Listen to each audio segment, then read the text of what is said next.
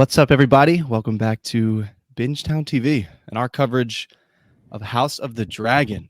Season 2 finally is here. We did our hype episode.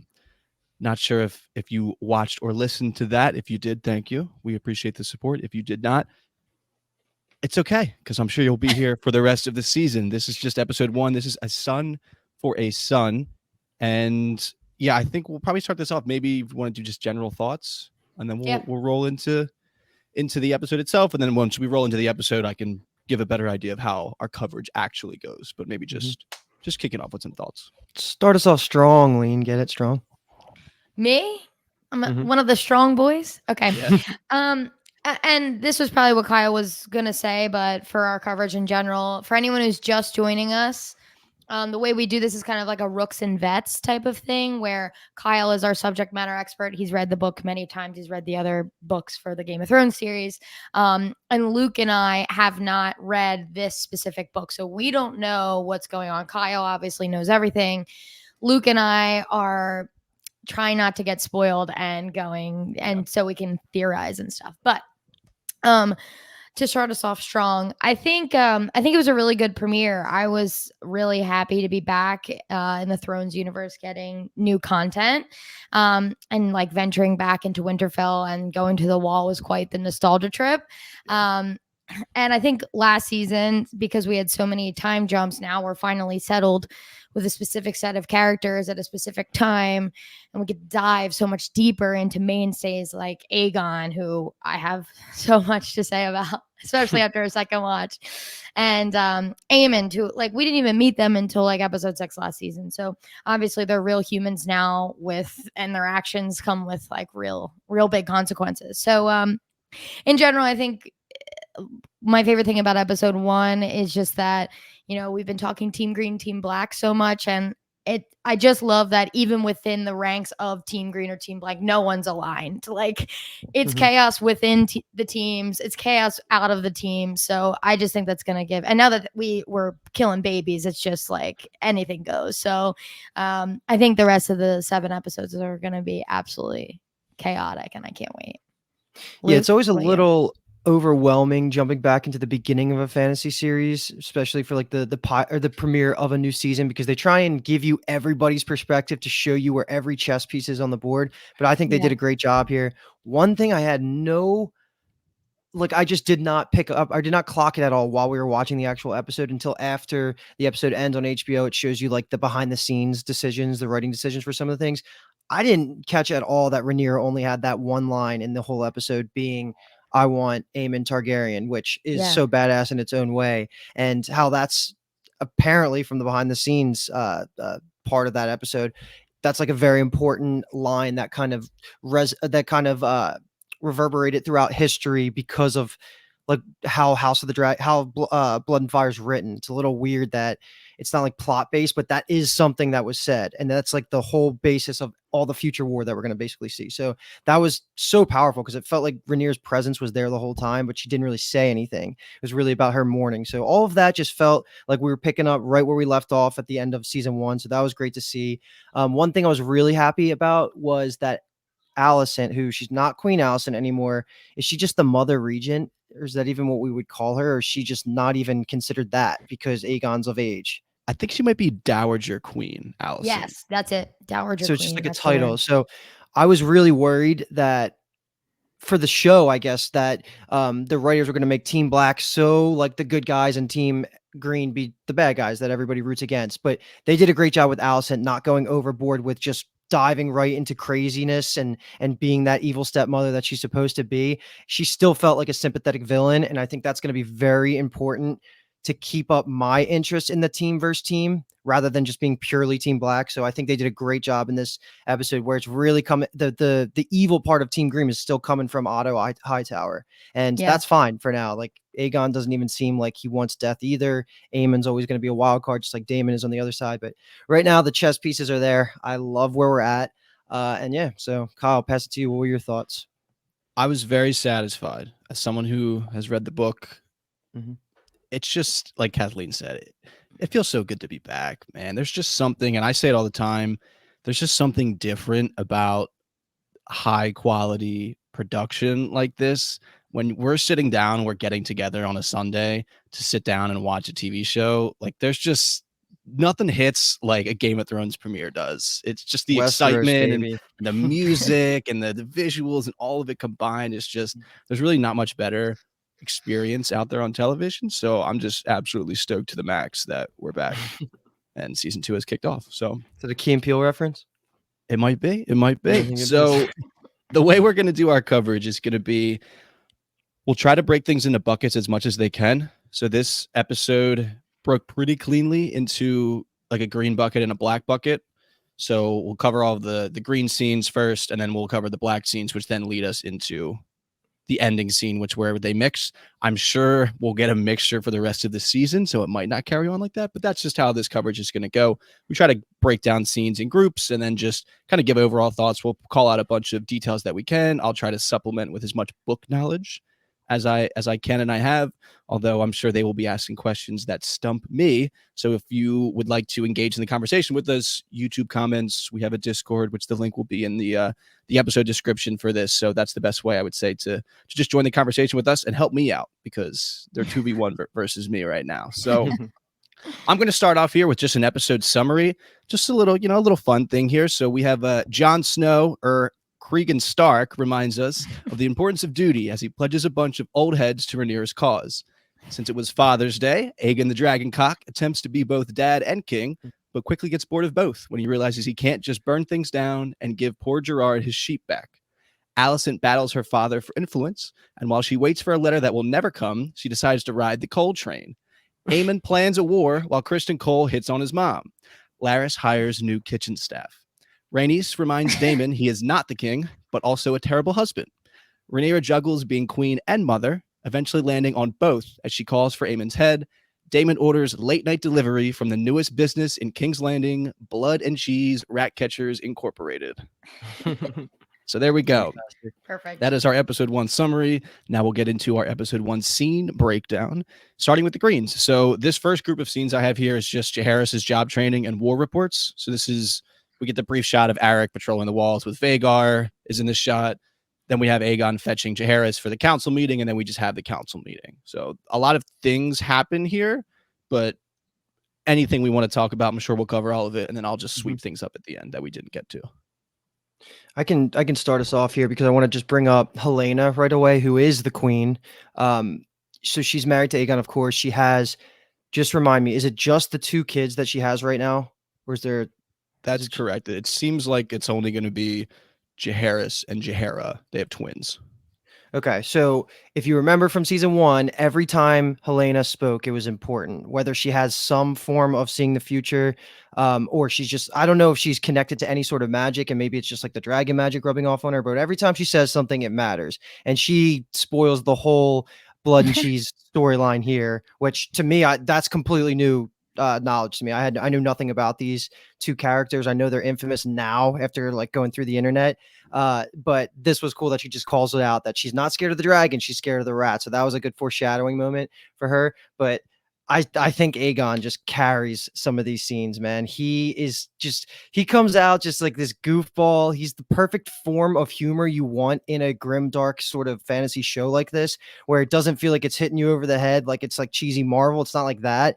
It's just the perfect flavoring to kind of add to these scenes, because Aegon really doesn't have like a place compared to the other Targaryens who are such powerhouses, whether they're powerhouses because they have amazing dragons, whether they're strategists, like all that. Like Aegon needs something. And I think he does a great job here, just being that little goofball, just trying to be sort of like a good father, like trying to teach the heir to the throne the inner workings of the small council. So that was cool that he was really trying to do that. But Helena has those bad feelings about it, doesn't want him to be involved. And obviously that plays out in a terrible way this episode. But yeah, this was great start. And then jumping around between the different characters, like Criston Cole was out of nowhere with Queen Alicent there. There's some funny behind the scenes things. I think Kathleen, you sent us like either a TikTok or a tweet about Criston Cole getting asked about that specific scene. So look that up if you have your time, just to look through the internet. But just some good start right here. And of course, Otto takes care of business in the small council room as he always does, leading that green charge. It's interesting, Luke, because I was thinking about that, and and some behind the scenes stuff was like, Viserys never had Aegon in there with him, which seems crazy now because Aegon was like an adult when Viserys was dying. Like, how was the heir not in the room when Viserys was dying for years and Alicent and Otto? He wasn't the heir. I guess if you're saying it from Alicent and Otto's perspective, it would Totally. almost be Okay. Alicent and Otto dropping the ball, where we don't know if they tried to get him in the room and Viserys was like, no, but in Viserys' eyes, there was no point for him to be there. And that's why So Rhaenyra was true. always there. Yeah. So true. Yeah. I meant like when Rhaenyra was in Dragonstone, but I'm already wavering. I forgot that he's not the heir. Rhaenyra is the heir. Damn, Kathleen. I think where my hot take will come in, maybe with this group, is on Aegon, and it's almost like an internal battle because the Aegon of last season didn't want to be anywhere near small council being the king. He, trigger warning, raped that girl, and then 3, he's in the dragon or the fighting pits with the little kids. So it's so jarring to now see him be like the best part of episode 1. He's really funny. He's super charming. Like him and the boys on the throne, like lounging. Like it's so good. And him really trying and being empathetic with the petitioners that were coming. My internal battle is like, why the vast difference? And I wanted to ask you, Kyle, because I know a lot of times in the book, like it's not fleshed out like this, so I don't know if there are any differences, but is there something in the book where he like turned and tried to like be better or something, or is this something that the show decided to do? I don't know if it's necessarily that. I think it definitely has an aspect of he realizes he doesn't have a choice. And then I think once you become king, you realize there's some benefits to being king, which are particularly suited to his personality. And I think it's mostly that we've only seen him in these 2 instances, being in the small council and with the petitioners. And I don't know if there's been enough opportunity for the worst parts of his personality to come out. I think you can kind of see it creeping, and where his answer to everything is kind of just burning shit with Vhagar. He doesn't really have another option to do things beyond that. But we do get him feeling, let's say, he has a care for the small folk, which doesn't seem like it aligned with him last season. So I could see where there would be a little bit of confusion, but I think it's more just he's kind of finding his way into what it means to be king. I think he definitely has an intense, let's say, maybe desire to be liked. I think probably stems from like a lot of childhood just being ignored, his mom kind of chastising him all the time, his dad didn't really pay attention to him. So I could see it, like that aspect of his personality coming out when he's king and he's doing the petitioner thing. So I think it'll be something to watch to see how his personality changes over the season and as things get worse and worse. I mean, with the ending of this episode is literally his son being beheaded, so we'll see how he reacts to that. Yeah, definitely. Yeah, exactly. Definitely. Do you want me to let me take us back to the small council room, because I know this is probably where you're going to have the most things to bring up, Kyle, and just to set the political scene, because I love this stuff when they can just so casually say like 2 sentences and it gives you so much information about where different households stand. So what we found out here is that off the back of last season, Aemon will be marrying a Baratheon, one of the daughters there. That's to solidify the alliance with the Baratheon household, one of the big players. The Lannisters are rallying in the west, so that's going to be another army for the King's Landing side. And then Otto is having any of his allies down in the southwest in Old Town also rally. So that's all going on. And then we find out through both the black side and the green side, like littered throughout this episode, how important it is that Corlys's his navy is basically putting an entire blockade on King's Landing, which they talked about that also last season. But this is going to be so important that they can't even freely trade with like Essos or other major port cities on the eastern coast of Westeros. So that's going to be super important. And it seems like that's going to be one of Aegon's biggest concerns, because I think he talks about that. And then the third thing I'll just mention right now is that Riverrun, who is owned by the Tullys or Catelyn Stark's family, is going to be a major just central point that I think is going to sway the entire war, because it seems like both Daemon is focusing on that and Otto, and then later even Kristen Cole and Aemon talk about it constantly. So it's very split. And like from a non-spoilery perspective, it seems like it's probably like 60 or 70 to 30%, 70 to 30 in favor of the green having the stronger allies. But that's just the vibe I'm getting. I could be way off because they did just get the Baratheons while Team Black just got the Stark. So it seems like, River Run's going to be so important. Yeah, we get a lot of just kind of war reporting here. They tell us here that they've sent letters to the Vale in the north that have been unanswered, which we find out later is because they've already pledged to Rhaenyra, essentially, because Jace has flown his dragon there and treated with them. And then we get, I love when Alicent is asking if there's been a response to her letter.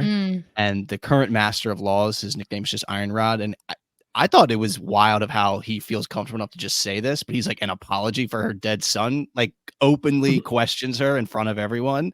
And Alicent kind of gets into that later on when she talks with Otto, which we'll talk about then, of like her level of respect is continuously undermined in the council meetings and things like that. But yeah, the part about Harrenhal and the Riverlands is interesting to me because, like you're saying, Aemon even comes into this meeting too and is like, we should establish a hold at Harrenhal. And Aegon says, like, yeah, like we can use Sunfire and Vhagar to bring the Riverlords to heel, and we can burn the blockade. Like that's just what we should do. And it is interesting to me their perspective on Harrenhal at the Greens, because Larys Strong is the Lord of Harrenhal. Like it should be theirs, right? You know, type of deal, unless I'm misunderstanding and forgetting something. So I'm curious if they'll flesh that out more, or if I'm just forgetting, because that was something I was like, especially on my second watch, was like, wait a second, this guy is the Lord of Harrenhal right here. He's the guy walking around and taking feet pics of everyone. Like you could just go down the hall and ask him. Like also, if you think back to Game of Thrones, which is my only exposure to Harrenhal, it was never really that important of a spot, especially didn't it get abandoned at some point? Maybe that's in between this event and when Game of Thrones starts. But I thought like that was the whole idea, was it was cursed and like every family that kind of moved in would end up dying in some weird way. Yeah, I would say it's cursed for the people that hold it, but I think strategically, tactically, it's very important. I mean, the Lannisters hold it for a lot of time, and then Roose Bolton takes it and holds it, and it's just like a good place, I would say, to like muster troops and then like control the surrounding areas, especially because the river's right there too, near the Trident. It's just like easy access to that and type of stuff. And honestly, if you were even, obviously you remember playing Game of Thrones Risk in the Game of Thrones board game, like that area is usually very highly contested, and there's a lot of battle that happens on that Harrenhal tile. So so yeah, it's kind of like that. But yeah, I was just interested. I guess they're talking about Harrenhal from the point of like, let's move our people there and like populate it, and then we can influence the Riverlands from that. And while the Blacks are like, we need to go to Harrenhal to take it before the Greens kind of move in and realize that they have that advantage, I guess. But another, I just think, important part of this, and again, Alicent brings it up later, is just Otto takes every opportunity he can to jab at her and elbow her about her kind of letting the advantage get away last season, with her sending that letter to Rhaenyra at the start, and they couldn't really do anything. The element of surprise essentially was lost. So in his words, actually, let me say, errors were made in the hours following Viserys' death, and he just looks right at Alicent. So but it's really also referring to Aemon too. Yeah, I agree. Yeah. But there's just like a lot of heat, like you were saying, Luke, earlier, in this room of like no one really agrees with each other. Everyone has almost their own kind of motivations for things. And a big part of that, I didn't catch this when I watched, but seeing it on the internet rather than watching it again, Otto totally knows that Alicent and Kristen Cole are banging. Why? What do you say? They walk in, and he like watches them walk in together, and then watches Alicent sit down, and then as Kristen Cole walks past him, he kind of like smells the air. And people are like, he like totally can smell like the sex on them, because they literally just came from doing that. They probably stink anyway, just in general. So. That's actually very fair. But they're used to the stink, so they accept the level of stink. Yeah. Yeah. It's stank here. It's somehow stank here. Let's walk away from this. My boy Kristen Cole, baby. Hold on. This is related to that, because does Larys not also imply in the direct next scene that he knows too, and he seems a little bit jealous of the fact that she's spending time? Okay, so everybody now pretty much knows that Kristen Cole if you're saying like the Otto thing is almost confirmed, if that's like or if that's an internet theory thing, either way, everyone that's Seems pretty important knows intentional. that these two are hooking up. Okay. Yeah. I it don't know seems if I want to fairly be intentional. Alicent or if I want to be Kristen Cole. I'm not sure. Flip a I coin. always I'll wanna be be either one of Kristen them in Cole. this situation. I always want to be Kristen Cole. Yeah, it's Just so I true. can wake up in the morning and look myself in the mirror. So the two, I would say two things to wrap these groups of scenes up being, I thought it was great the storytelling they do where when Aegon first walks into the room with Helena and he is going to get Jaehaerys and he grabs Jaehaera, the daughter, at first, and then he realizes when he gets closer, he's like, oh, that's not the son. So he like doesn't know his kids well enough. And granted, they're twins, but Yeah. he doesn't know that. Essentially, just like looking at them, he has to get that close and kind of look into her face and see what she's doing. He doesn't know that Jaehaerys rather studies every day to be king. Basically, he's getting this royal education while he's like, I gotta bring him to the small council room, which then results in him just fucking with Tywin Lannister, which was hilarious. Yeah, it was. Yeah. When he like Tywin Lannister looks at someone, he's like, "Can I get some help over here?" He's like, no. Well, Yeah. it's interesting that Alicent actually still sticks up for Aegon. Like, obviously, he's not in the wrong here. Like, the kid is being fucking annoying, and we were trying to talk business here, and the kid's being annoying, and Alicent's like, stop, to Tywin. Like, Yeah. so It's funny. really funny. Yeah. And this, I would say, is maybe a small peek into what you're talking about, Lean, about this kind of negative side of his personality, this darkness inside of him, where he like is gonna force Tywin Lannister to give Jaehaerys a piggyback ride. Like he's like kind of joking about it, and then he gets very serious, and he's like, "No, like I love it, man. I love it. So Four that's on the I guess, floor. yeah. Oh my god, yes, say less. So that's just I guess maybe a small peek into that. And then this last thing is they mention it very briefly, but it happens as Aemond walks into the room. So you're focused on this one-eyed stud of a man with the sharpest chin in Westeros walks in, but they say they want to offer the title of Master of Ships to Dalton Greyjoy, who may or may not become a thing later on. Like I said, I won't spoil things, but just a Greyjoy name drop happens in this scene. And is there any reason for you to give us how related to Theon he is, or no? It's got to be like great something. Okay. I mean, they're related in some way. Yeah, of course. Yeah, Okay. but do I know how? No. Okay. So this just next very quickly scene is just for me, Alicent paranoia. It's just these two scenes combined. Luke already mentioned it basically where her and Lara speak, and then she has that moment in the bath. Don't know if we want to say anything more about it. Just want to give the opportunity to. Is she not just doing like her OCD nervous thing when she was like picking at her fingernails in the first season? This is her like overly scrubbing. That's all I took from it, is that she's starting to lose control. So it's showing as like OCD or whatever she has, the compulsions to like start hurting herself almost. But that's it. I couldn't tell if it was something like she had just had that conversation with Laris, and it almost made it seem like she didn't trust the people around her or something, which was interesting. Or I saw online someone being like, she's scrubbing away. She feels like guilty for like fucking Kristen Cole, and like, it's not too guilty. Yeah. I gotta say, like, I have mad respect for Alicent for finally getting hers. Like, I do think it's interesting that, like, maybe if she knew this passion and like finally getting off for once, like maybe she wouldn't have judged our girl Rhaenyra so hard many moons ago. But it's all good. Like, Alicent has gone through enough shit. She deserves this, and I'm all for it, girl. Go after it. But as for the tub, no. I like, what did you think, Kai? Like, yeah, I would agree with your initial take of it felt like she was immediately suspicious of everyone around her. Because Laris just said he killed everyone that he deemed not to be enough for the squad. So who is new here? Who don't I know? Everyone else is loyal to, let's say, the squad, but essentially loyal to him. So she like watches them put a little powder in something, and it's like, okay, what is that? What are you doing over there? So yeah, I think it's probably all the above. Yeah, she is in constant fight or flight, probably about every aspect about her life. Yeah, so I'm sure it's all just boiling under the surface. Okay, so next scenes are going to be.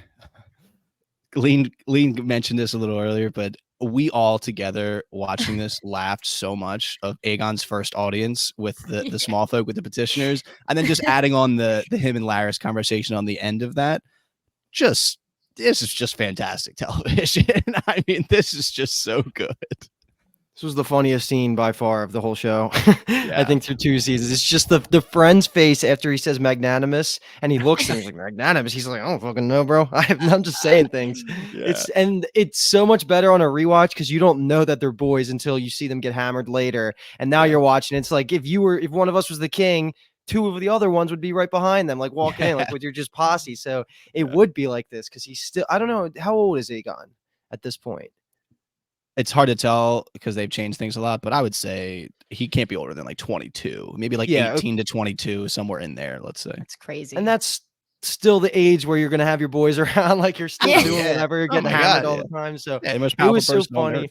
And this was such a good scene to flesh him out. You already covered most of it where you just got to see the different layers of him between the small council scene and this one where he actually cares a little bit. Like he wants to be a good king. So that was really fun to see. And then I love just Larys fitting just so into the Littlefinger role where he just starts spinning that web right away and just is honestly just trying to get Otto kicked out of there so he can get more power for himself. So it was just like a good transitional scene just to show that Aegon is a figurehead. Otto was controlling everything in that room that he wanted to. Larys is now starting to get his claws into whatever he can. So it's just to show you that Aegon is exactly what we think he is. He's a figurehead and nothing else. Yeah, he's very impressionable. And I was happy that later Alicent had said to Otto, like, we just have to wait until he gets tired of this. Like, as soon as he gets tired of doing all of this bullshit, he'll fuck off, basically. Yeah. But yeah, in this scene, Aegon just has like zero media training. The look of annoyance of Otto every time he said something, it's like, perhaps we can just return his sheep. Yeah, that like was no so one good. will They know. won't know. Yeah. And Otto's line, so good. Otto's line back is really good too. Where just when the king speaks, you guys all hear it. Like Aegon isn't at a point where he kind of realizes that type of thing yet. He realizes it, I would say, locally, where he can tell everyone what to do and he is the king. But in terms of the greater consequences of what he does, yeah, he's not there yet. Definitely not there yet. So funny though. And I like when Otto. So when this Hugh the blacksmith guy asked for the payment in advance. And it's about the weapons of the war and stuff. And Aegon again says something that Otto doesn't like, where he says, "You shall be paid and paid well." And Otto's like, "Oh my God, okay, let me just walk back up these steps." And as he's walking up it, Aegon says, "Our victory depends on the efforts of the small folk." And Otto just kind of turns heel and is like, "Okay, that's good enough. We'll take that." Yeah. So he's learning. He's learning, maybe. So if you didn't listen to our season 2 hype episode, you might not know that we each of us picked who we think is going to be the MVP and the LVP of this season. And we'll do individual episode MVP, LVPs too at the end of each episode. And I picked Larys Strong as my MVP because I figured he would be doing some wild shit that's going to have fun consequences. And during this scene, I looked at you guys and was like, I want to change my pick to Aegon because he's just on fire this episode, man. He's just unbelievable. And it was just so much fun to watch him be the king. And it won't always be like that, I assume, because there's some crazy shit that will have to happen. But I was glad that the next follow-up scene was Larys weaving webs through Aegon, because then I was like, okay, I feel a little bit better about picking Larys now. Like I won't completely jump ship. Question. So when Otto was replaced as the Hand last season, did he have to kind of flee King's Landing because like he didn't have a job and his position is now elsewhere? Or is it because like Viserys did it kind of in like you're out because you betrayed me kind of way? Like you fucked with Rhaenyra, you're fucking with me, you're out. Like what if say Larys were to replace Otto as Hand again, what would Otto do? Would he have to flee again kind of, or is he cool to stick around? Probably depends on the situation. I feel like with the Viserys one, that was probably out of like the goodness of his heart to like not be this like presence, you know, in the room where it's like reminder of it. Like it was probably better for Lord Strong, who is the Hand after him, that Otto's kind of just not around type of deal is how I took it. I don't think he thought like he was in danger or anything like that. I think now if it happened, he would feel more inclined to like stick around and still hold a level of influence because of what's happening and how important he thinks it is for him to be there. That would be my take on it. Okay. Thanks. But I don't know if there's really a right or wrong answer to that question. Okay. So, yeah. And a little upsetting that we get a shot at Viserys here, but he is right. This is the exact way to pull Aegon's strings, where he's like, your dad was kind of a pushover, and you don't look like a pushover. And he's like, hey, right, I'm not a fucking pushover. So we'll see where that thread leads to. And so this next scene that we'll lead to is going to be Alicent and Otto speaking. And I just want to give this initial comment because I thought it too in the Larys watching the Aegon's audience scene, because Otto's like, oh man, like I'm late because the petitions went so long. Like, I wonder what their days are like their daily schedule. Like, you just wake up and it's like, okay, what's like Larys' schedule is just wake up, probably eat breakfast, think about feet, and like lurk. Like literally lurk around. Yeah, like scheme. Like that's the only thing on his schedule all day. So it's just funny to think about. That's all he knows. Yeah, but this scene is just, I think it's nice to see kind of the masks drop. I don't think they're playing any games here. They're trying to be honest with each other. And there's just some good things I think we learn here. Yeah, you find out they both have the same goals at a high enough level when you scope out enough. Yeah. But at an individual level, they want to go about it in different ways, where Alicent's number one priority seems to be to minimize death. We don't want to cause destruction. She wants to do the right thing. And this is similar to what Rhaenyra was trying to get across at the end of last season when she says, I don't want to just go to war. And it seems like Alicent is a similar mindset right now, whereas Otto is the Tywin Lannister. Let's get it done however the hell it needs to happen. Granted, he is trying to also say we need to go a little bit slow when he was like talking about the dragons and calming Aegon and his impulses down, or I guess calming Aemon's impulses down and Aegon just controlling him so he's not so much as a wild card. So like they're going about it in different ways. And because of how Otto is trying to control the two brothers, it's undermining Alicent. We've already brought that up. So it's really just they need to get on the same page. And when I say they need to get on the same page, I don't want them to get on the same page because that could be messy for Team Black. This is like the wrench. Like it's them plus Larys Strong trying to control Aegon. Otherwise, it just would have felt like such a united front on this side. So these are the type of scenes that you need to see. So it's actually believable that the non-King's Landing side has a chance. I think it's interesting that it seems like Otto has a much better read on her kids, on Aegon and Aemon, than she does. She says here, like, my boys kind of look up to you as like the example, like a role model. And like, if you don't respect me in front of them, then they eventually won't respect me either. And we learn later that Aemon doesn't really give a fuck about Otto at all. She kind of thinks he's an old, cautious guy that's kind of ruining the war right now. And Aegon is the same way, where has no false pretenses about what Otto's plan is and what he thinks his role is. Like, he knows that he just tries to just coddle Aegon. So I just thought that was interesting. Alicent definitely is kind of these rose-colored mother glasses on for her kids. And we immediately in the next few scenes that her kids are in, the idea that she has about them is immediately dispelled. I just thought that was interesting. But I like he kind of says to her, like, I'll be honest, I didn't think about it from the perspective you're coming to me with. Like, I thought that was genuine. He is a schemer and a plotter, and I think he is very confident in himself, and his ideas will win out over Alicent's, because I definitely think he sees her probably as this like weak woman essentially.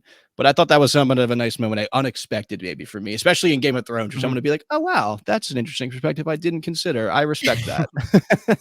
Like that really doesn't happen in this show. So that's progressive of him. That just kind of caught my eye and my ear when he said that.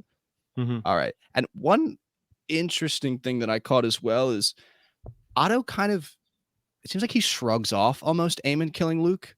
When he says like the caprice of youth, Aemon erred. Oh yeah. And it's I can't tell if it's like this kind of more stoic idea of it, where it's like it happened, we deal with it. Like there's no need to get mad at it. Now we just have to deal with the consequences of it. Or he actually is like, not terrible. I think both. I think it's both, really. That's what I got from him. He was like, oh, let's not even talk about it. Let's not. Talk. Yeah. So I'm also, I think, more curious because in the books, there's just a very specific line that's in the book that says like Otto reprimanded Aemon about this. And just with this line, because I remember reading it and was like, oh, that's pretty hard. Where he said like, you only lost one eye, boy. Like, how could you be so blind? And that feels like he was like upset about it. So I don't know. That just was something that I caught that was interesting, and I wonder if we'll get more on that. It does feel like a bit of a miss that we didn't get to see how they reacted to like Aemon coming back and Returning, being yeah. like, y'all, I fucked Yeah, up. you're never gonna believe what happened. Well, they talk a Gather little bit round. about it in maybe not this direct next scene, but the scene after. So we kind of can discuss Yeah. that a bit, like how they That's react fair. to Aemon. Yeah. And that Yeah. perfect segue into it, because this next scene is Kristen Cole and Aemon planning the war, which Otto kind of crashes. So we get a little bit about their idea of what the tactics should be, which is just interesting because it's pretty true to Aemon's role in the books, and that he's really thinking this very aggressive mindset. And I know, Luke, you were interested at the prospect that season 2 is going to bring us of Aemon and Daemon leading the kind of opposite militaries and their strategies and things like that. So yeah, I really enjoyed this scene personally. Nothing gets me more excited in Game of Thrones than when we're looking at a map and you have Yeah. pieces and castles and you're throwing shit around and moving armies. It's like we're playing Risk. It's so good. It's so good to see. And I feel like I didn't expect this relationship between Kristen Cole and Aemon. It's nice because they are the battle minded, and actually, like, I don't know if Aemon's technically battle tested, but Kristen Cole literally got picked to be on the Kingsguard because he's battle tested. So he has this experience that he's actually bringing to the table. And it was interesting to see Aemon taking his advice like seriously. I really just felt like Aemon was going to be more like Daemon, where it's just my way. We're going to do this. Just listen to me and get behind, rather than actually taking in this information. So that was really cool to see. It all gets cut short, of course, when Otto walks in and kicks out Kristen Cole, but it was just a good moment. And I do think that before Otto gets there, what I just brought up like a minute ago about them reacting to Aemon killing Luke and starting this war, essentially. Like what I would say is that so Aemon is saying how his mom blames him for starting the war, but he rightfully also says that the mom, and also meaning Otto, have been scheming to usurp the throne, regardless of that, if that happened at all. It just would have been a more Cold War start than it would have been a hot war that he just kind of kicked off. So I actually don't necessarily blame Aemon fully. Of course, he's probably like 49% to blame, but also 51% still falls on the small council that was in power. So that's what I was more happy that they kind of reacted to that rather than just like going right past it. But yeah, I mean, Aemon, of course, deserves a slap on the wrist at the very freaking least for killing a dragon and killing his cousin. Yeah. Yes, So. nephew. Yeah. Call Duh, them because they nephew. say to my nephews, the strong Yeah, boys. Yeah, right. Very Great scene though. This strong was boys. one of my favorite scenes of the episode. Yeah. What do you got, Yeah. Lane? What do you got for me? All I was gonna say as a comment to Luke is that I feel like Kristen Cole is Aemon's only friend. Like, he respects him because he's a good fighter. He taught him how to fight. He took a special interest in Aemon. Last season we saw it. And I like, as they were hunting down Aegon in episode 7 or whatever that was last season, I wasn't surprised by the friendship, but it's interesting that, like, I guess you're right. It's interesting that he was like taking his opinions, Kristen Cole's, because it's like, what do you know, dude? But Yeah, I guess this is like his only boy, whereas Aegon has like a bunch of boys, like and like bros to hang out with. Yeah. This feels like his only friend. I think, yeah, Kristen Cole is, I would say, the only person that Aemon respects. Yeah. I don't think he really has a level of, maybe begrudgingly, Otto at some level, just because of what he's been able to accomplish in his life. But that's probably a stretch. Kristen Cole, and I would say he's used to taking his instruction. I mean, he's been instructing Aemon on how to fight for all these years, and Aemon knows the results of that, the reality of listening to Kristen Cole through that. Sure. So I think that, yeah, there's definitely an established relationship there. He also respects Daemon, if you remember from season 1. That's very which fair. Is that's very the fair. coolest thing, because when he cuts off Corlys's brother's head, like Aemon was like so hype, and like the dinner he like squaring up with his uncle, or I guess is that what is his uncle, because he's Viserys' son, so it's yeah, Daemon's his his uncle That's and his brother-in-law. yeah. Okay, that's why it's weird. I Uncle was and trying to think of the same level of the family tree, but you're right. Yeah. Yeah. It's weird to think of them as Viserys' kids. It just really is, especially as they're grown up, because they just had no. Yeah. barely spoke to each other ever. So it's bizarre to think. Yeah, much to Viserys' dismay, I think we're past the fact that they're related through him. It's more just we're on opposite sides of a war at this point, and I don't think they really care that much anymore.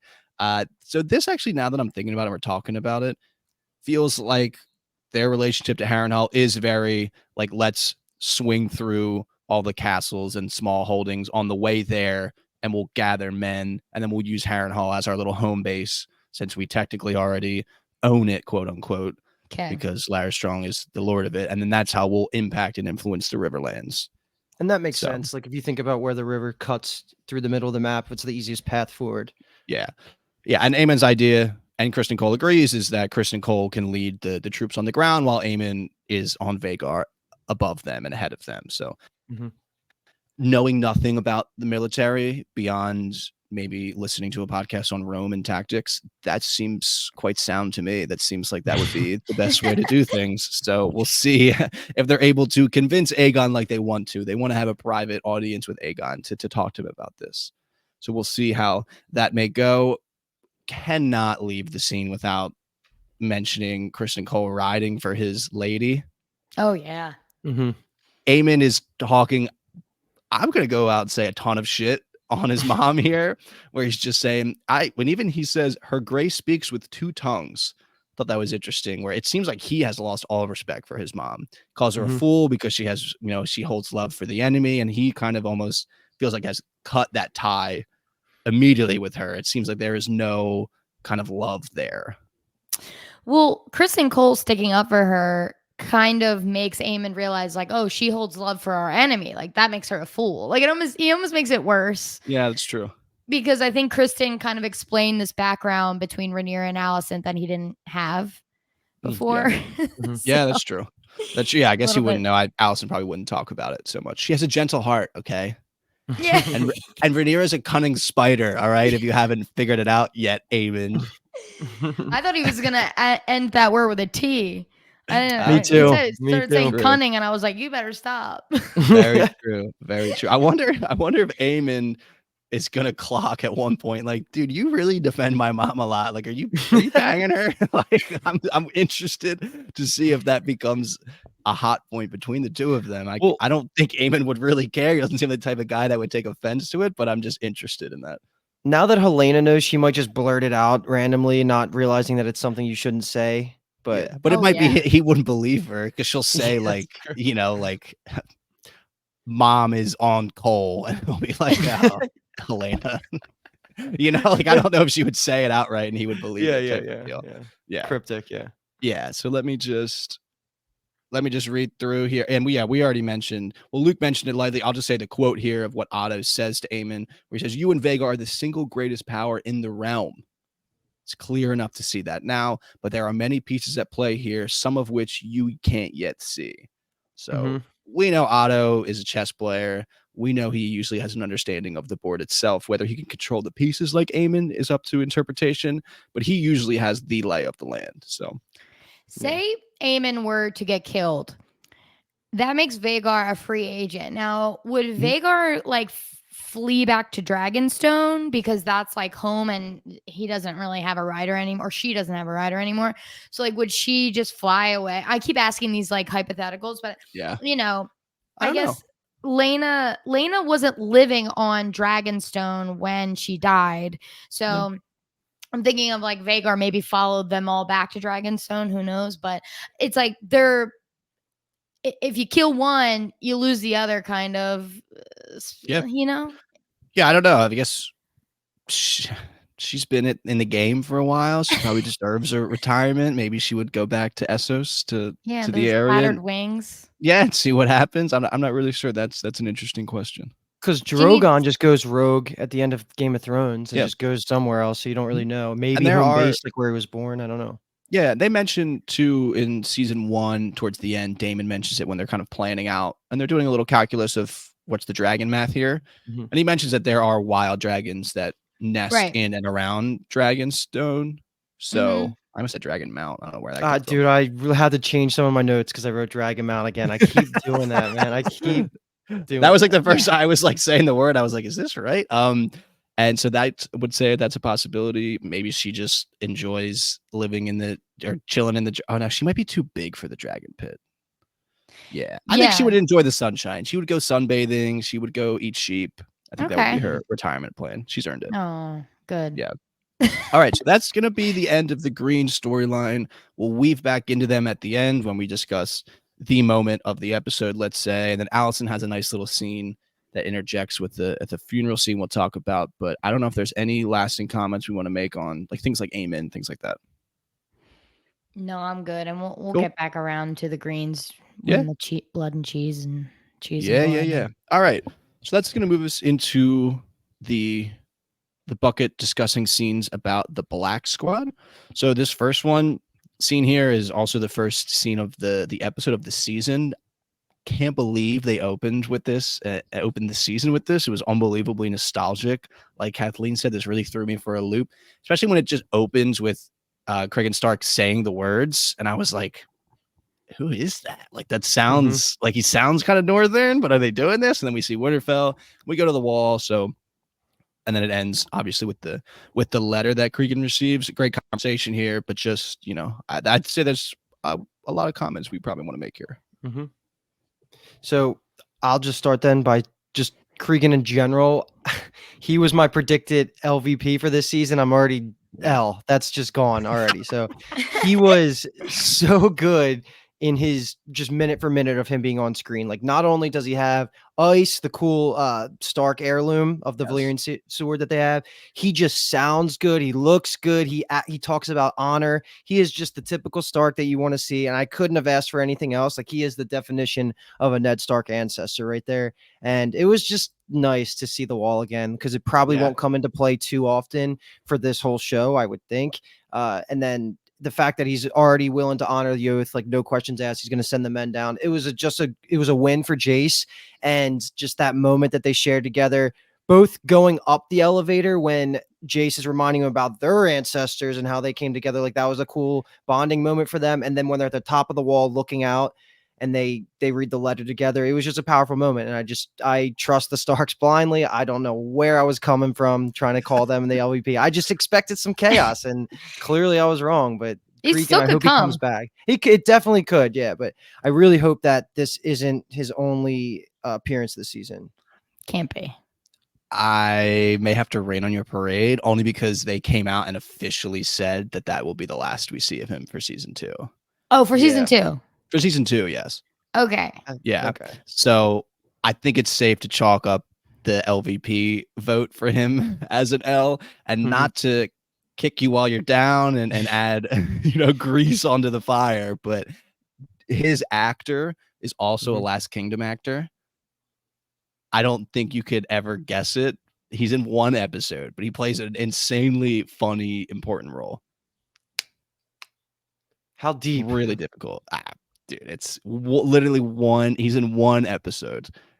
He's like a young boy. You'll see the picture of him in the episode and you'll be like, wow, I can't believe that's the same person. Like, it's only been 7 Did you years. remember his appearance when you looked this up? Oh, okay. No, not at all. Not at all. Okay. He plays a young Uhtred. Oh my God. No way. That's amazing. So he was in the scene with Succession Tom? Yeah. So he plays young Uhtred. That's so funny. It's him. That scene now is Cregan Stark, Aemon Targaryen, and Tom. Wait, so like he's in the pilot, like the first episode? Isn't that the first episode? Because I watched the first 5 minutes of The Last Kingdom. Yeah. He's right in the beginning. That's awesome. That's Cregan Stark. Love it. Yeah. I completely derailed. You were going to jump in, Kathleen. So. Oh, no, it was cool to hear some more lore about the wall and how, like, Targaryens came and obviously threatened them before, and he bent the knee, threatened them with dragons at least. But it seems like this time around, like, one, Jace gets it. Jace took one look over the wall and like he was stopped in his tracks and was like, yo, tell me more about this, because what the fuck? What you got going on up here? But I had a question because Cregan tells this story about how their dragons were too scared to cross the wall, and it really it has big impact, right? Remind me, in Game of Thrones, do Drogon and Viserion go across the wall? They do. Okay, because it's the first thing I thought of. I had to Google I always remember Drogon's name. I never remember Viserion's name. But Viserion's the one who obviously died over the wall, Mhm. and so he went over there. So is that Yeah. just like That was a complete lore break that they okay? being D&D, ignored that part of the Oh, lore. okay. D&D ignored it, so it wasn't Yes. like okay. As far We're as we rewriting know, history. yeah, that has not happened in the books, obviously. The only information we have canon from George about dragons interacting with the wall is what he says here, he being Cregan Stark, that Jaehaerys and Alysanne's dragons refuse to go past it. Interesting. So funny. I'm really surprised I didn't see people bitching about that on anywhere today, because my Twitter, half of it was just like funny memes and the other half like book readers. I was trying not to get spoiled. I did not get spoiled, but You're people just crazy. being like really annoyed that Blood and Cheese wasn't, or whatever order it is, wasn't Yeah. as We'll get there. I did read the passage of Blood and Cheese because I was like, well, let me just see what the differences were. Yeah, I we'll couldn't get wait there. for you to explain it. But I'm surprised that wasn't something. I feel like that's something that my Twitter would be up in arms about.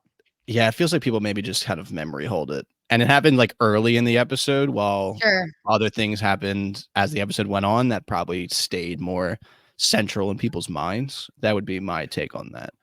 It Got just it. kind of is Okay. what it is, I guess, type of Yeah. deal. But yeah, this scene was just littered with lore and just awesome stuff. I mean, the Raven flying through the north with the Stark theme song, and then a Stark character talking about how duty is sacrifice and eclipses all things, even blood, about how even Starks have to go to the wall, and we get the whole montage of it, 1 in 10 from the household, and just all they talk about. So Cregan Stark's ancestor who bent the knee is King Torrhen Stark, aka the king who knelt.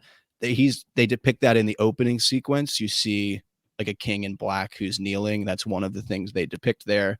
So that was cool that they did that. The opening sequence, by the way, was fantastic. Incredible. There's a lot of Love. fun lore things that were in that, but maybe we can talk about that later. And the thing with Alicent and Jaehaerys too, they mentioned with the they wouldn't go past it, and just an extra aspect of that is that Queen Alicent was like so, I don't want to say in love with, but was like so appreciative of what the Watch does that, and Luke, this is going to be 2 Game of Thrones risk name drops here, but there's a tile on the map that's the gift. So the gift initially was what they gave the Watch when they created it, and then she was there and was like, oh, you guys need more land, so she granted them even more land to like help nourish and like feed the Watch. So Queen Alicent was a real one. Everyone loved King Jaehaerys and Queen Alicent. Oh, love And it. yeah, so this just ends with wait 1 sec. The one quote though to Cregan Stark said, "Do you think my ancestors built a 700-foot wall of ice to keep out snow and savages?" And Jason's like, oh, okay, okay, you're gonna write there. Speaks for itself. So Cregan Stark just commits 2,000 old ass people to Rhaenyra's cause. This is pretty commonplace, I would say, in the North, where they even get so far as when winter comes, old people just go hunting, they call it, I believe. And that means they just walk out into the winter and just basically kill themselves that way, so that they aren't like a drain on the resources of the family, because they've lived long enough, essentially. So this is a much better end, let's say. So a lot of them, I'm sure, will be like, yeah, fuck it, let's go march on King's Landing. That's better than just burying myself in the snow. So yeah. And then we have Cregan tells Jace essentially that his brother Luke has been killed, which prompts Jace to fly back to Dragonstone. But that's not going to be the next scene we cover, because the next scene we cover is going to be Rhaenys continuing to slay. So Oh my God. You guys, I believe, had her in your top 5 characters that we did during the season 2 hype episode. And yeah, this scene did nothing but solidify the validity of that ranking. I mean, geez, this was just an amazing scene for her. For Daemon to really think that it's her fault for like not just killing the entire family. I mean, she did kill a lot of people, so it's not like she was against killing people. Like she literally probably killed hundreds, but I just think it's funny that Daemon he does that, and then later in the episode he blames Eric for not killing Aegon on the spot too. It's like he expects everyone to just be ruthless savages all the time, and Rhaenys is like famously in the middle, so it's like, go fuck yourself, dude. But like, Daemon is the best. So he's like, jump on your dragon, we're gonna go kill Vhagar. Like, get the hell out of here.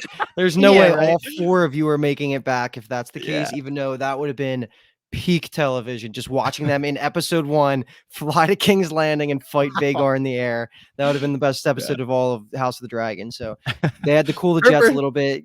Damon's always just like pedal to the metal, that's just his character, and it kind of is in line. But yeah, I mean, you already brought it up. Rhaenys, she deserves a little bit of the blame for not just pulling trigger and murdering everybody at the end of episode 9, but Daemon couldn't have expected her to do that. Like, she's not going to be the one to commit just what's it called when you kill your family? Genocide? No. I mean, it would probably depend on what it, but usually it's like patricide, matricide. Patricide's like parents, right? Yeah, whatever. Either way, you couldn't, maybe fratricide. Yeah, so that I was watching that scene, I thought it was fantastic. Just like you could tell that these are the powerhouses besides Rhaenyra of this side, and you could just feel it, that the weight of their decisions is going to decide everything. So, being a little cautious is a good move by Rhaenys right there. Yeah, I just imagine a long day on the patrol, hours just flying back and forth. You're tired, and then Daemon's basically like, "All right, let's go, suicide mission." What, right? Yeah, I'd be like, nah, I think I want a nap, bro. I think I want a nap. So, and she does have a good read as well. I mean, unfortunately, she has a lot of experience with losing a child. So, yeah, I'm just more curious if you guys thought that Daemon maybe understood Rhaenyra a bit more after this conversation. Rhaenys basically tells him, like, I've lost Laena, and that kind of thing hits him a little bit too, because that was his wife. And we know, like, he had some level of love for her. That wasn't just like the bronze bitch level where he didn't care if she died. So she brings that up, and it's kind of, she needs this proof, and it's honestly better that she didn't just act emotionally like you are right now. That's proof that she's probably better suited to be queen than you are to be king and things like that. So I just thought it was interesting that I kind of read Daemon later being like, okay, I'm a little more understanding. And here is my hot take for the episode. I can't think of a reason why they don't use this moment to just tell the truth about Laenor, because it's not like a moral thing where Daemon's unwilling to cross that line, but I feel like a lot of things would get solved if they just lay all the cards out on the table. Because like the heritage thing, that's like a secondary issue now compared to fighting the Greens. Like, who cares if he's out there still alive, and then you have to worry about, like, obviously Rhaenyra and his kids being Jace. But it just bothers me so much that they don't let Rhaenys in on the whole plan now, especially because it would more than solidify the loyalty that they're already blindly showing to two family members that they think killed their son. So I hate that it's not being broached at all, but maybe there's a reason that I'm not thinking of, some implication of why they can't bring this up now and clear the air and just really solidify Team Black side. Maybe they just want more drama and some little bit of doubt there in Rhaenys and Corlys's head, but I don't know. It bothers me that they don't tell them. I think it's mostly that I don't think it would actually increase their level of loyalty. Right now, Rhaenys and Corlys have nothing. They talked about it in season 1 finale of that they lost everything, and they lost Luke, now their heir. So I guess technically they have Joffrey, and I think if they told them that Laenor is out there in the world somewhere, they would go find him. They would leave. Like, she would take Corlys would take the sea snake, and they would leave and like go find him, because that's their only true family that they have left, basically. Although they have Baela and Rhaena, they have 2 grandkids, but I think they would get up and leave, or at the very least, Daemon and Rhaenyra are thinking that they would get up and leave. Maybe, yeah. Yeah, and it's kind of like admitting, like, at this point, Daemon and Rhaenyra are like, I had nothing to do with it. Like, they are taking nothing, and now it's like, either way, even though you didn't kill him, you're like admitting, like, oh yeah, we planned this whole thing. You'll never see your son again, type deal. And would they believe him? There's really no way to prove it at this point. I mean, I always think, I don't know if I said this on that podcast last season, but no one's asking where that guy was that they actually killed. No one's like, where did that waiter go? He's a small fry. Yeah, I know. He wasn't the heir to Driftmark, the Lord of the Tides. I would love to see that scene, Luke. I really would, because I love Rhaenys, and I would like for both closure, her and Corlys to know that you got one out there somewhere. He's having fun. He's really he really is. Well, and that right there is an interesting implication of a change that they made. Or at the very least, I mean, I guess technically speaking, the way the book's written, Laenor could have. No, he couldn't have actually. He's totally dead in the books. So that I guess is they made this change, and now you're leaving the viewers up to having these thoughts that you're having, Luke. So that's would say is a negative consequence of that for sure. Yeah. Okay. They're not And two, killing their just- gays.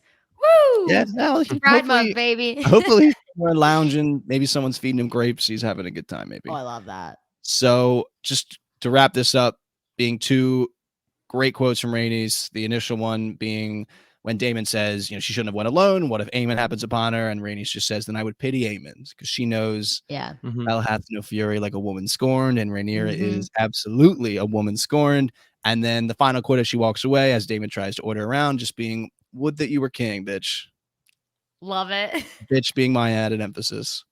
But yeah, just storms off in that armor that we all love. And that's that. That's that. No other words were needed. Bad bitch. This next scene is just a very quick scene with Corlys. So we move from Rhaenys to Corlys here. It's just him heading to the docks in this little settlement called Hull that's on Driftmark, the island. And he has this conversation with this man, Alan. Alan of Hull is what he's known as, who just seems to be this guy that knows what's going on at the shipyards. Not a ton that's really here. They have some good conversation. Alan kind of expresses his sympathies for Luke's passing as he hands him this dagger that he had made. But then Alan's like, gotta go, boss. I gotta work. So that's kind of what happens here. I'm unsure if you guys have any further comments on this. I'm assuming he'll come back at some point. Otherwise, what was the Right. purpose of giving that character a name? But this is just a side thing I like in fantasy. When you give somebody a modern name, but you spell it whack, so it counts as fantasy. Like Alyn, Alan. Like Jon Snow, John. Like it's not John. Like they spell it a little bit different. But Well, that's actually, I'm assuming this guy will come back though. Yeah, and that reminds me too that one of the guys that's one of Aegon's hanger-ons, his name's Martin, but it's instead of an I, it's a Y. Yeah, It's the same exactly. thing. Like why not? That's fantasy. George R. R. Martin. George R. R. Martin got loves lazy. that. Yeah, he loves doing that. It's pretty funny. Yeah, and also this is just the man that saved Corlys when he fell into the sea. So Corlys probably feels like he has a certain level of debt to him. And yeah, I would agree with you, Luke. They spend, I think, enough time on this guy that probably perks your ears up of like, okay, Alan, Totally. what's Alan's deal? So we'll see. We'll see. Totally. Okay, this next scene rather is just Rhaenyra's quest for closure. So just the combination of these scenes of her looking onto the beach. She flies to the beach and recovers what ends up being Arrax's wing and part of Luke's cloak. Just, I would say, fantastic acting from Emma. I'm always blown away when people can cry like physically so convincingly. I think producing tears is like its own type of thing, but physically like sobbing and creating this level of emotion is always just incredible to watch for me, because I'm also very conscious of like, you're really just sitting there in front of like hundreds of people just crying like this. So Right? the fact that you can make it look that real is always very impressive. I mean, I think Luke said it earlier. You got to give Emma their flowers. Like, you don't realize they only had one line in the entire episode because they're absolutely serving for the entire time. But I saw a tweet, which I didn't realize because I'm not good with the dragon lore. But so it's two mothers mourning at once, because technically Arrax is the son of Syrax, which is Rhaenyra's dragon. So not only did Rhaenyra's son died, but Syrax's son died, which is sad. Did you know that, Luke? I did not, but I wanted to just specifically shout out the CGI for her dragon in this scene. I thought it looked incredible. Like it landing on the beach, you got a good full front. Like I saw people praising it. And I agree. I thought the CGI, I mean, Game of Thrones is a blank check on CGI, and like this is where the money goes, and it just looks amazing. But that is a cool fact that I didn't think about. That's cool. Can I give my LVP right now? Because I was going to go off script a little bit, and my LVP was Rhaenyra getting off the dragon. It was the worst CGI I've ever seen. Wait. Sorry. I'm not talking about like the interaction. You didn't think the dragon looked good? You're talking about the dragon. Yeah, totally. Yeah. But it both times I was like, that is shockingly bad. Like it looks like she's just like beep, beep, beep, beep, beep. I didn't notice it the first time, but yeah, no, watching it the second time, you could tell. The first time you're excited, you're watching. I'm like, yeah, slide off that thing. Let's go. So I don't think I noticed. I'm just in my own world when it's the first time. I feel like I Totally. miss so I'm being many nitpicky. things. Mm-hmm. Yeah. Although I definitely didn't miss ice on Craig and Stark's back. That was like, I was almost giggling at how cool it looked. It did look Okay. cool, like off to the Yeah. side, like just like Trunks And it DVZ. just, It's just it's so good. there. You know, they don't comment on it, but you can tell how freaking huge it is on his Yeah. back. And it's like, that's Ned Stewart. Okay. Mm-hmm. And so, yeah, I actually did have my notes. Mother and mother grieve in unison. So that's nice. All right. So we'll move now to, this is kind of a group of scenes here. This is the blockade capturing Missaria. So Missaria has returned. The White Worm is back in the show, to maybe some people's chagrin. To, I was surprised at how happy I was that they made a decision to tone down her accent, so she now enunciates words a little more clearly. And I don't say that to hate accents in general, but it's just, this is not how she talks in real life. So she was getting a level of direction to speak like this, and it was just a little over the top. So there's just a couple scenes here. It's her getting captured, Daemon interrogating her, and then Daemon and Eric actually getting into kind of an argument or a conversation at the very least, where, like we said earlier, he kind of hurls that same accusation that he hurled at Rhaenys. And I was surprised at the way that Eric kind of takes it and defends himself. So Right. smaller moments that lead to bigger ones, but just curious. I think I said it out loud when we were watching. I was just annoyed at how Miss Arya got like 2 scenes over the course of like 7 minutes. Just, I was like, why? Why are we doing this in the pilot? Or not the pilot, but the opener. But this is also the sandwiched scene in the map room where Rhaenyra does say her one line of the episode, which might be the line of the episode, where she says, I want Aemon Targaryen, looks up, and like the whole council kind of knows they're like, some of them are probably going to instantly start planning on how do they please their queen, like what can they do to actually get Aemon Targaryen's head, which is leads to the rest of the episode for Daemon in a very fun way. But yeah, just the other pieces of it, I've been a big supporter of the building Eric versus Eric as like just a rivalry, because that seems like just good fantasy writing. So I was pleasantly surprised at how much they kind of talked, both of them, I think, this episode. At least Eric, the bad one, didn't talk too much, but you got to see him, reeling in the wait, yeah, the green one, whatever, you know what I meant. I'm just kidding. Well, Eric is Luke. yeah. What is Eric? Number 2 in the alphabet, but number 1 in our hearts. Yeah. There you go. That's literally how I remember it now, because I went back and we listened to the podcast and I just say that to myself now. But he makes a lot of good points about the fact that him and his brother came into the Kingsguard at the same time, such a young age. Like, they're both honor bound, but they're being pulled away by different intrinsic motivations. And if you think about it, Sir Eric is the one that's breaking the honor code just by leaving the Kingsguard post. You're not supposed to have any sort of just personal attachments to how the politics are going, and he is the one that stepped away. So technically, he is the one that broke the honor, but he seems to have the head on his shoulders that, like, we as fantasy fans like to follow that archetype. So I hope it does lead to an epic showdown with his brother, because they're just are they the same guy or are they twins? Because I know sometimes they do one. Yeah, they're twins in real life. They're twins. Yeah, that's just awesome. So yeah, one of them has a slightly longer beard with a little more gray in it. Okay, which one? No, I don't know which one he plays in the show, because it seems they dye their beards out. Is it first in the alphabet, second in our hearts, or second in the alphabet, first in our hearts? I got nothing for you there. I don't even know what their names are in real life. So sorry to those men. I don't know who that is. Sorry to this man. Sorry to this man. So one of my favorite lines from this episode happens in this scene, or in these scenes, where Daemon is interrogating Missaria, and he's trying to blame her. Again, he's hurling this accusation out at her that should have done more. You gave Aegon back to Otto, and you're the reason why he's on the throne, and all that type of stuff. And she's just like, dude, you can't even come close to saying that about me. Purely transactional. It was always going to happen. I just sped it up. I have nothing for you. You only blame me because your true enemies are out of reach. Love it. And that's what it is. Daemon feels helpless. Rhaenyra won't let him act the way he wants to act, which is impulsively flying and killing people. He's pent up in Dragonstone. He wants to be mad at everyone.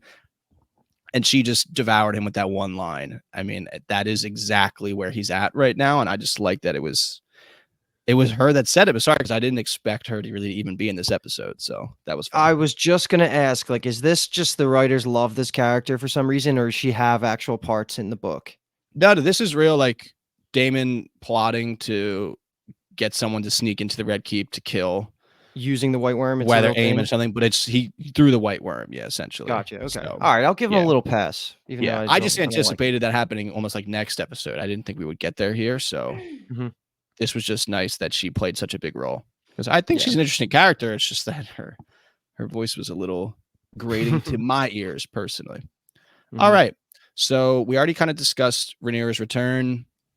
Just to mention here, just to bring up the Harrenhal thing again, where Daemon's like, okay, cool, like you're back. I'm gonna fly to Harrenhal to establish a toehold in the Riverlands. And then she says, I want Aemon Targaryen. He's like, okay, change of plans. I'm gonna go pay someone to kill a child. As long as I get to kill somebody, we're good. Yeah, so he's like, okay, just point me somewhere and freaking shoot the bow because I am wanting blood. And I'm just very curious what Rhaenys's reaction is going to be to this, because Rhaenys says to Daemon earlier, being, it's good of her not to just immediately take the revenge path, like she's going for this level of closure and all that type of stuff. The next time she sees Rhaenyra, it's, I want revenge. So I'm curious of how Rhaenys is going to kind of react, because it seems like this is the exact thing that Rhaenys was applauding her for not doing. Mm-hmm. So And, Rhaenys just did this whole spiel to Daemon about grieving mothers, and then he just went and killed someone's kid, like, immediately. He don't care. He don't care about mothers. He ain't about that. All right, so this next scene, technically group of scenes, is another emotional level type of scenes, is Jace returning, and then Luke's funeral. Jace returning was tough, man. He giving his report as a soldier. The soldier eventually gives way to the son, to the brother, and on the same level with Rhaenyra on the couch, begins with the queen, immediately dissolves into the mother, and it's just tough. They have a very, I would say, necessary and probably for them cathartic, aka lethargic hug here. They were probably waiting to meet up again and finally see each other, so I'm glad that they had this moment. Mm-hmm.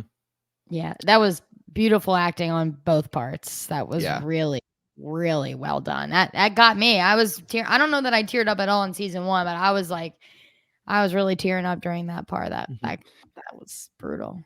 And this is the scene that in my head, I thought there was no way that Rhaenyra only had one line. I just assumed she talked in this scene. And so I was very much looking closer at it upon the rewatch. And she really says nothing. She just gets up and it's all body language. So it was just a well acted scene. Yeah. And before we move into, just want to give myself a little pat on the back for saying that Jace was my one to watch for this season. I'm excited about him and his role that he's going to play. I thought he had a fantastic episode, which then continues into this funeral scene when he throws the sweater on to the top and he's kind of picks up his little brother and is holding his little brother. And I just thought that was like a nice little moment. But I think the nicest moment, and arguably maybe not the nicest scene of the episode, but probably up there, is how they're interweaving the funeral scenes along with Alicent alone in the sept, lighting the candles. And we were watching and they give that big pause before she says Lucerys Valerian. And we were like, is she going to say it? Is she going to say it? Is she going to say it? And then she says it and she says Valerian. And we were like, oh, so I just thought this was all really well done. Mm-hmm. Yeah, and the last time we saw them down there, they were young and best friends, right? Alicent and Rhaenyra together, and so much has happened since that scene in the first half of last season. So it was, it was all very sad, but good and powerful. Yeah, I think it was. Is that the spot where Rhaenyra got coronated at the end of was that the same area where the funeral was? Yeah, that's a good question. I could see it. Like some promontory, like rock area. Yeah, it looked that like makes it, right? sense to me. Yeah. Mm-hmm. I just thought it was purposeful, and I picked this up being Alicent being so alone and so dwarfed by this huge stone table lit by all these candles. She's kind of in the dark. And then we see Team Black and Rhaenyra is surrounded by family. They're all together. They're kind of united in this level of grief, while Alicent is dealing with all of these things on her own. And we know somewhat of a theme of this episode for her was that she feels alone and that no one's really on her side. No one's taking her team. Everyone is kind of either working against her or not listening to her. So I thought that was a very purposeful choice here, and it's just they're having the complete opposite experiences right now, where Rhaenyra obviously is grieving, but she has people around her to grieve with her. Yeah, I mean, Allison said last season, like that's where she goes to talk to her mother who had passed. Like it's where she goes when she's feeling like that and lonely and needs something more. So I think you're right. Yeah, poor Alicent. Well, this will lead us into our last group of scenes, which actually maybe will give us the opposite, where Team Green will be able to maybe grieve as a squad together, unfortunately, because this next bucket for me is just blood and cheese. So I think we can take it all, whatever we want to say. We don't need to talk about everything that happens, but I mean, geez, been waiting on this for sure. Don't think it maybe lived up to the hype that a lot of people on the internet gave it, but I think shocking nonetheless. Very curious of what your takes are because you had no idea this was going to happen. Luke, had you heard the phrase blood and cheese before? Because I have not. It's somewhat familiar to me, but it wasn't until after we watched the episode and I started reading more about it, because I don't even think they say blood and cheese in the episode. Like No, even it's the pure subtitles. Subtitles. Okay. Cheese, yeah. Yeah, say cheese. Yeah. Okay. I remember being like, cheese. Well, cheese is a funny name for a rat catcher. It didn't click for me until after, but like even though I've remember hearing about it, I knew nothing about where it was going to actually lead to. And I don't know how people are disappointed. It's like, it wasn't the Red Wedding, of course, but nothing will ever be the Red Wedding. It was still gruesome and awesome and Game of Thrones.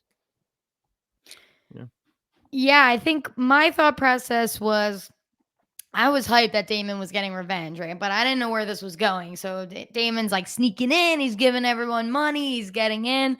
Then when they have Helena, who was my person to watch on the hype, I was freaking out. Because I'm like, is Helena this expendable? Is that the right word? Expendable? Yeah. Because Fia, the actress who plays her, is like really in a lot of like the pre stuff. So I was like, there's no way she dies in episode 1. Like Helena's she's a dreamer. They're making her a dreamer. Like she's got to be a huge part of this. And man, yeah, that was brutal. And after having read, which Kyle, I think you should walk us through what the book, the differences are. After reading that, I was interested in some of the choices they made for Helena to be less like kill me instead, which is what you would think a mother usually would do, and seemingly what she did in the book. So they kind of did like a departure from that. And I mean, what's in the book is really fucked up, like how they choose. So Kyle, I'll let you explain that first. Yeah, so we can even maybe just do like a whole what's the same, what's different. So the same being blood and cheese. Blood is this guy from the Gold Cloaks that is still loyal to Daemon. He even says here like commander when he sees Daemon, which is just an interesting thing. I'm sure maybe not I'm sure some people didn't expect to happen, but the same thing with the line, I know them better than the shape of my own cock. Love it. That all works. And then the fact that they end up beheading Jaehaerys all works. That's all exactly how it happens within the book. The differences kind of start with Daemon telling them to kill Aemond. That's not something that's, I would say, explicitly said in the books. That's just an interesting thing to me, where same thing with last season where Aemond doesn't mean to kill Luke, where it feels like it's a continuation of this fact that they're trying to show that a lot of these things aren't really done on purpose. Like if they're done accidentally, it doesn't really matter years later. You know, it's just like not many people are there for these events. There was literally 3 of them here at this conversation. Later on, as people write about these events in this history book that is Fire and Blood, you just create a narrative on your own that like Daemon hired these guys specifically to kill a child.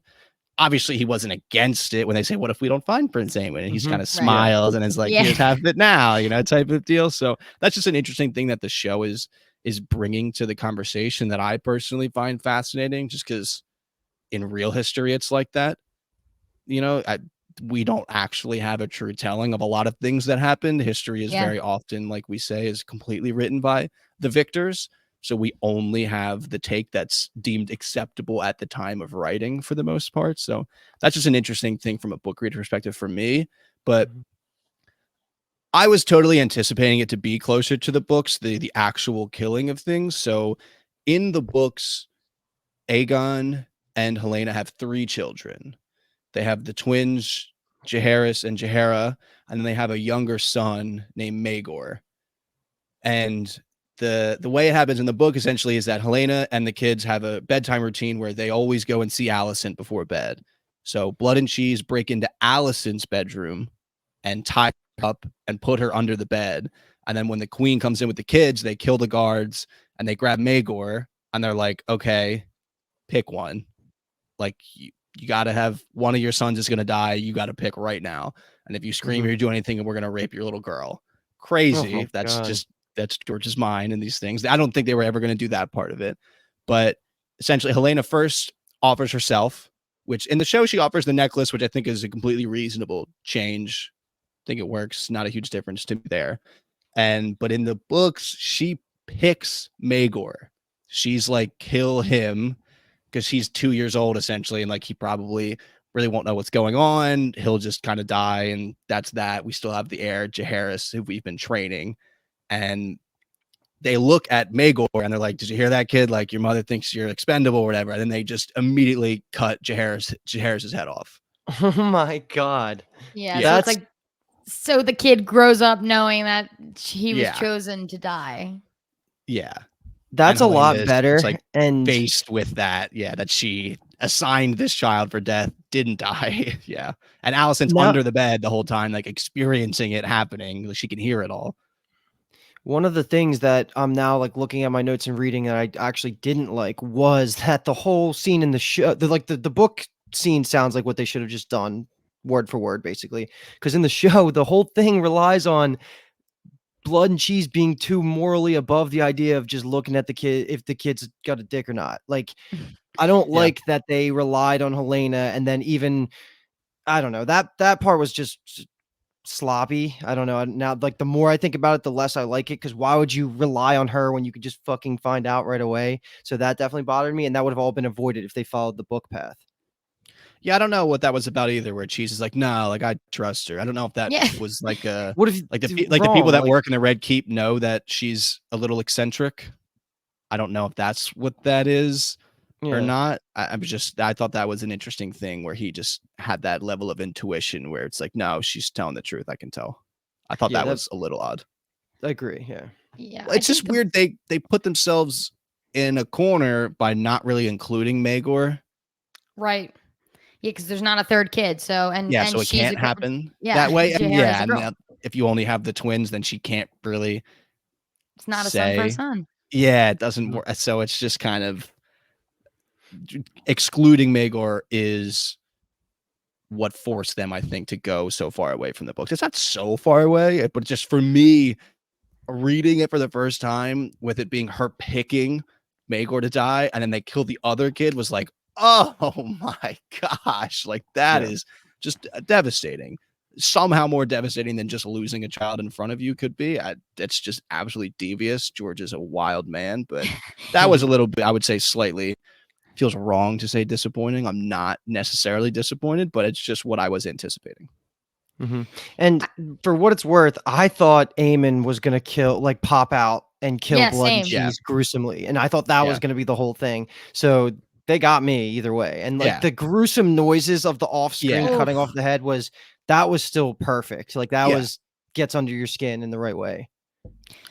Totally, that's the right way to put it. It got under your skin, I think, in the exact way it was supposed to. Just that the details of it had to shake out the way they shook out. And again, it feels weird to be like slightly disappointed it didn't happen the way it did, but I would freely admit that I was expecting it to be, let's say, quote unquote, more. Yeah. And then we got to lump in Helena running in with the surviving child into Alicent's room mid-bang. So not that she registers that kind of thing is weird, probably, but that may have some implication going forward. Yeah. The weird thing and the gag of it all is like, Luke, we thought someone was going to jump out because where the fuck is everybody? Like the Red Keep security is absolute ass. Like Kristen's banging, but like, when does Kristen sleep? If he's like hanging out with Aemond out of his like suit of armor, he's banging, he's going down on her in the morning, he's banging her at night. It's like, when are you doing your job, sir? And also like, those are the air, like, Helena is the queen. Like, why does she not have somebody watching Mhm. and on guard? It's crazy. And where is Aegon and where is Aemond? I mean, we saw Aegon, obviously. Love that scene. We kind of blew past it, but then walking through, he being like, no one knows what magnanimous means. And then they go through and they're like, Aegon the dragon cock, the untamable beast. I'm like, it is good. Did you see that tweet where I think it was like I forget the name of the publication, but they tweeted like the Google analytics of the word magnanimous, and it just like jumped up. huge spike during the episode where a lot of people were just Googling what magnanimous means. Is it a real word? Yeah, it is. And I Googled it as well, so I'm one of those uptick. That's really And then we funny. Googled what was the wanton? Yeah, Wanton, wanton yeah. violence. When she's like, yeah, she wanted to downplay the violence. Yeah. Well, we get to just to continue the comment on the scene of him and the boys. So we know their names. How important will they be? But we have Sir Leon Estermont, Sir Martin Rain, and then Sir Eddard Waters. So we'll see. Eddard Waters is also known as Red Ned. So So he's a bastard. Is Rain's a bastard name too? Rain. So I know Water Sir is Martin a Riverrun Rain. bastard, right? Like it's a Jon Snow, John Water. Yes. Rain is not. Rain's a real name. Okay. Yeah. Rain's a real name. Yeah, but Cool. in general, I think Not me looking. I was really scared for Helena. I really like Helena, and I think she's a really interesting character, and I'm glad she survived it. But you can tell she's still is like a child. Like, she just ran into her mom's room and sat on the ground and was just like with the baby. Like, holy shit, that was crazy. And like you said, she's not really realizing like what's going on with Kristen. But in general, it's like Alicent had them so young. Like, I feel like, was she 14 when she had Aegon? It's like they're like, those two, like Alicent and Helena, are like actual mom and daughter to me and are close. And it's going to be really interesting to see how this affects Alicent and like the guilt that comes from it, that they were like banging instead of protecting the babies and Helena, and it was scary. But it was good. I mean, yeah, She's gonna be pissed. It's gonna change the course of the whole season, obviously. Yeah. The whole thing. Mm-hmm. Yeah. I just can't wait to see the consequences. I mean, how do you guys think Rhaenyra is gonna react? Oh, she's gonna be so mad at Daemon. Like, so mad. She's gonna be like, "What the fuck? You're such an asshole." Yeah, I said, "Amen." And this is kind of what I was talking about in the season 2 hype episode, where we had that conversation about it's really easy to just root for the blacks after what happened in season 1. It seems like the default, most people are team black. And I just made that point of things are going to happen as I smack my laptop off kilter. We'll see if this leads to more people. I don't think it will.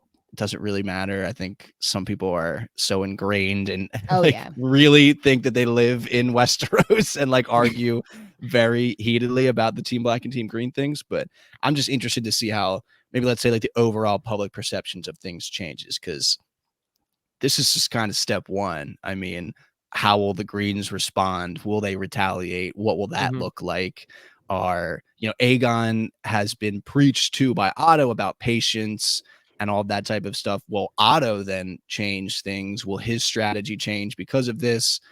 Are we now going to start immediately, mustering forces? What's our next step? So I'm just so interested to see where episode 2 goes. And before we jump into MVP and LVP and close out this episode, I don't like as fucked up as doing human accounting is.